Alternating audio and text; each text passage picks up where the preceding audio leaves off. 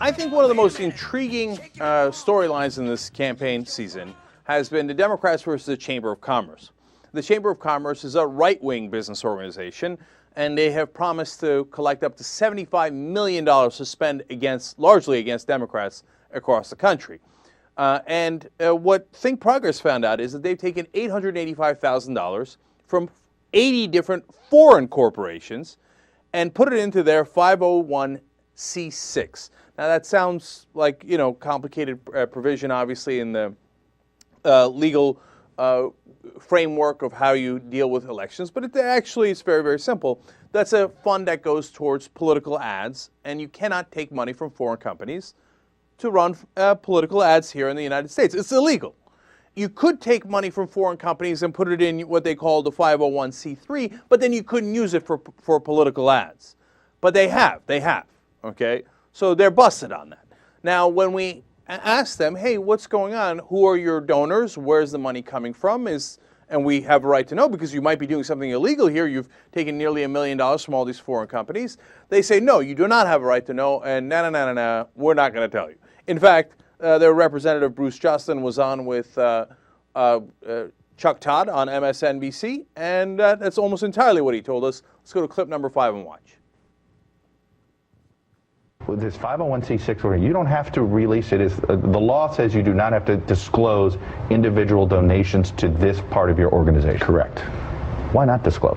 Well, the reason is pretty simple. We don't want to disclose for the same reason Mr. Gibbs, the president's, ironically, spokesperson, who ran attack ads against Howard Dean in the 03-04 cycle. Okay. Well, that was that was a 527. They did release their donors. No, they refused. No, eventually they had to. After the election. No, after the election. The law says they, right, well, because they filed their report. Correct. So they did eventually disclose. Eventually. Are you guys going to eventually disclose? No, because of, and let me explain why. When we ran issue ads last year over the Patients Protection and Affordable Care Act, now law, somehow some of the companies that contributed to that effort became public and not by us. They were all greeted with protest at their corporate headquarters. They were, in some cases, threatened. They were repeatedly... So your donors are afraid of a public backlash? Absolutely.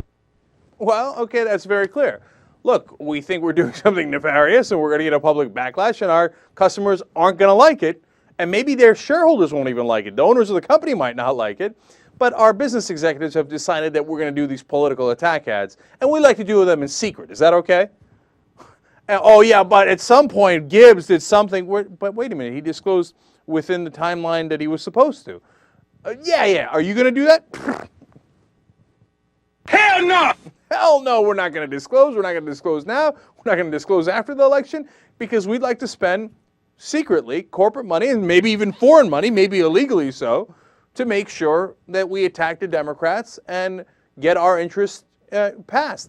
But look, it's not even a Republican-Democrat thing. For me, the much more important thing is these companies want to fix the rules so we don't have free markets, so we don't have real capitalism. They want to fix it so they have monopolies. Look at the drug industry and the wonderful monopoly they've had for so many years that was reinforced by Bush and Obama. Look at the banks and look at the healthcare insurance companies that have no competition.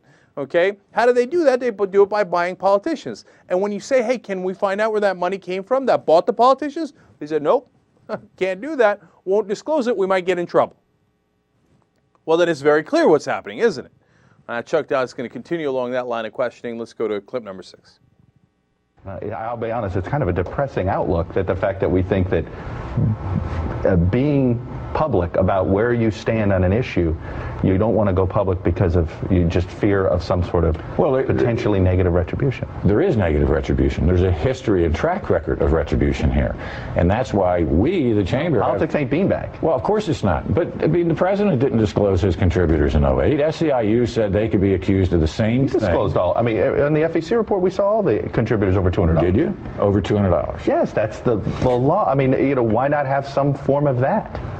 Well, again, corporations, I think, sit in a very different space here than individuals. And I've given you about 5 examples. I understand. It's an interesting argument. Okay. No, it's an interesting argument, and I'm fascinated by it. Well, I'm not as fascinated by it. Chuck did a great job of asking him the right questions there. I don't think it's a good argument at all to say, well, we just don't want to disclose it because we'd be attacked because we're doing something that people don't like. Yeah, well, I mean, poor you. Well, God, we'd get attacked for trying to buy the politicians, so you see why we'd want to cover that up. Yeah, I mean, I see it, but I don't agree with it. That's crazy.